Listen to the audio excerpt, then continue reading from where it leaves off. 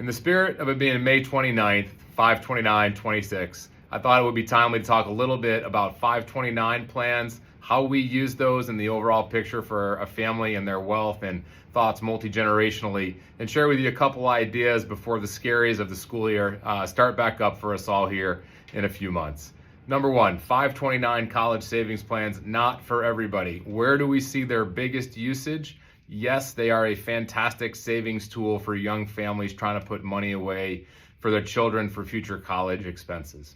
However, the real value in a 529 plan, and where we really see it make a big impact, is when we start to think bigger picture, legacy, multi-generational tax and estate plan savings for families looking at children, grandchildren, maybe even future yet to be born great-grandchildren. So how does this work, and where do we start to work with this in our practice with clients? Number one, as you may know, 529 plans, the assets inside of them do grow tax sheltered. And if you use them for the appropriate reasons like college education, they do come out tax-free, plus all the earnings come out tax-free.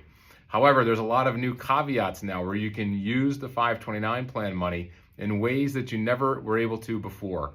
One such way is after your child or grandchild is out of college, you can actually convert up to $35,000 of their 529 plan balance into a Roth IRA for that child, creating a multi-generational tax-free investment vehicle. You have huge contribution limits as well. The 529 plan is very unique in that it allows you to front load 5 years of gifting. So as a couple gifting for a child or a grandchild, you can actually put away upwards of almost $200,000 at once per person. So if you have 3 kids, 3 grandkids, that's $200,000 for each of those that you can remove from your estate with some caveats. And more importantly, get into a tax shelter where those assets are growing tax shelter and hopefully used tax-free down the road. So the super funding of that 529 plan to me remains probably the biggest way to utilize this. Again, a great savings tool for just saving for college, but it's an even better tool when thought of in a multi-generational facet like that with children, with future grandchildren down the road.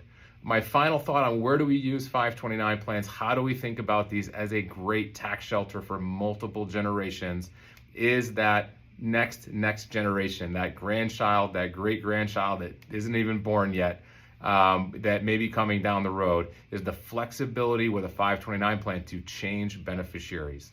So if your child does not use their plan balance, you do have the ability, again with some caveats, to change the beneficiary to their future child, your grandchildren.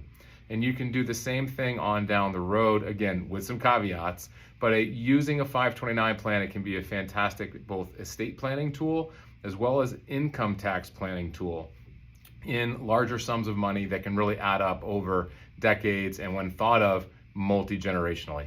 So with that, we hope you have a fantastic May 29th and a fantastic weekend.